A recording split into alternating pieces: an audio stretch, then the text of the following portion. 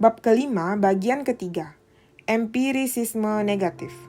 Kabar baiknya ada cara mudah untuk menghindari empirisisme naif ini. Saya mengatakan bahwa serangkaian fakta pendukung tidak harus dianggap sebagai bukti. Melihat angsa putih bukan penegasan bahwa angsa hitam tidak ada. Bagaimanapun ada sebuah pengecualian. Saya tahu pernyataan mana yang salah, tetapi tidak harus berarti bahwa pernyataan yang sama benar. Andai saya melihat seekor angsa hitam, saya dapat menegaskan secara formal bahwa semua angsa tidak putih. All swans are not white. Jika saya melihat seseorang membunuh, saya praktis dapat memastikan bahwa orang itu penjahat. Andai saya tidak melihatnya membunuh, saya tidak dapat memastikan bahwa ia tidak pernah bersalah. Prinsip yang sama berlaku untuk deteksi kanker. Penemuan sebuah tumor ganas membuktikan bahwa Anda mengidap kanker. Tetapi ketiadaan tumor ganas tidak membuat Anda boleh memastikan bahwa Anda bebas dari kanker. Kita bisa lebih mendekati kebenaran melalui kejadian-kejadian negatif, bukan melalui verifikasi membangun sebuah aturan umum berdasarkan fakta-fakta yang teramati bisa menyesatkan. Berlawanan dengan kearifan konvensional, perbendaharaan pengetahuan kita tidak bertambah karena serangkaian pengamatan yang menegaskan confirmatory observation, seperti pengamatan terhadap kalkun. Namun ada beberapa hal yang membuat saya tetap skeptis, sementara yang lain masih bisa saya anggap pasti dengan aman. Ia membuat konsekuensi pengamatan bersifat sepihak. Yang ini tidak jauh lebih sulit daripada yang itu. Asimetri ini luar biasa praktis. Ia menunjukkan bahwa kita tidak harus menjadi orang skeptis yang sempurna. Setengah skeptis sudah cukup. Perbedaan kecil dalam kehidupan nyata yang menyangkut buku adalah dalam pengambilan keputusan. Anda perlu tertarik hanya kepada salah satu pihak dalam cerita. Jika Anda mencari kepastian tentang apakah pasien mengidap kanker, alih-alih kepastian tentang apakah ia sehat, berarti Anda boleh puas dengan kesimpulan negatif, karena itu akan menyediakan kepastian yang Anda cari. Maka kita dapat belajar banyak dari data, tetapi tidak sebanyak yang kita harapkan. Kadang-kadang data yang segudang bisa tidak bermakna, sementara pada kesempatan yang lain sepotong informasi kecil bisa sangat berarti. Betul bahwa 1000 hari tidak dapat membuktikan Anda benar, tetapi 1 hari cukup untuk membuktikan bahwa Anda salah. Orang yang memperkenalkan gagasan skeptisisme sepihak ini adalah Sir Dr. Profesor Karl Raimund Popper, yang mungkin merupakan satu-satunya filsuf sains dengan karya yang sungguh dibaca dan dibahas oleh aktor dalam dunia nyata, walaupun tidak disambut secara antusias oleh filsuf-filsuf profesional. Sewaktu saya sedang menulis baris-baris ini, sebuah foto hitam putih tergantung di dinding kamar kerja saya.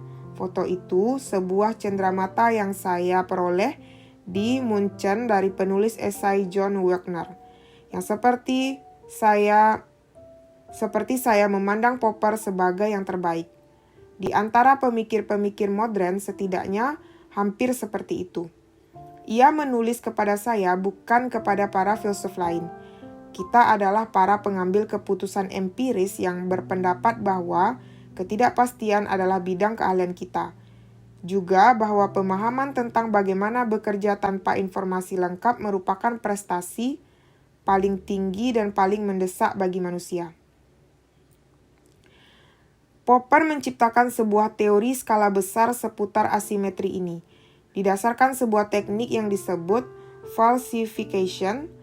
To falsify berarti membuktikan salah, yang berarti membedakan antara sains dan non-sains, dan orang langsung mulai sibuk memperhatikan perbedaan-perbedaan kecil seputar soal teknisnya. Bahkan meskipun itu bukan gagasan Popper yang paling menarik atau paling asli. Gagasan tentang asimetri pengetahuan ini sangat diminati oleh para praktisi, karena tampak jelas bagi mereka, beginilah cara mereka menjalankan bisnis. Filsuf yang tidak terkenal di zamannya sendiri, Charles Sanders Peirce, yang seperti seorang seniman, dihormati hanya setelah ia meninggal. juga menghadirkan sebuah versi solusi Black Swan ini ketika Popper masih mengenakan popok. Sebagian orang bahkan menyebut solusi itu pendekatan Pierce Popper. Gagasan Popper yang lebih mantap dan lebih asli adalah masyarakat terbuka. Gagasan yang bergantung pada skeptisisme sebagai sebuah modus operandi, penolakan terhadap kebenaran-kebenaran yang definitif. Ia menuduh Plato menutup pikiran kita, sesuai dengan argumen yang saya uraikan dalam prolog.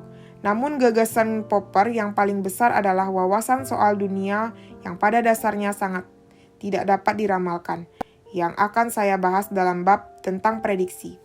Tentu saja melakukan falsifikasi tidak mudah, yakni menyatakan bahwa sesuatu salah secara pasti. Ketidaksempurnaan dalam metode pengujian Anda barangkali menghasilkan jawaban tidak yang keliru. Dokter yang menemukan sel kanker bisa saja memakai peralatan yang menghasilkan ilusi-ilusi optik. Atau ia mungkin seorang ekonom pemuja kurva lonceng yang menyamar sebagai dokter. Saksi sebuah kejahatan mungkin sedang mabuk. Namun yang tetap menjadi masalah adalah Anda lebih percaya diri tentang sesuatu yang salah dibanding tentang sesuatu yang benar. Semua keping informasi tidak mempunyai tingkat kepentingan yang sama. Popper memperkenalkan mekanisme, konjektur, dan refutasi yang bekerja sebagai berikut. Anda merumuskan sebuah konjektur, kemudian mulai mencari pengamatan yang akan membuktikan bahwa Anda salah. Ini alternatif untuk kebiasaan kita mencari kejadian yang menegaskan dugaan kita. Apabila Anda mengira pekerjaan ini mudah, Anda akan kecewa. Hanya sedikit orang yang mempunyai bakat alami untuk melakukannya. Saya mengaku bahwa saya bukan salah satu di antara mereka. Kalaupun ada, saya memperolehnya tidak secara alami.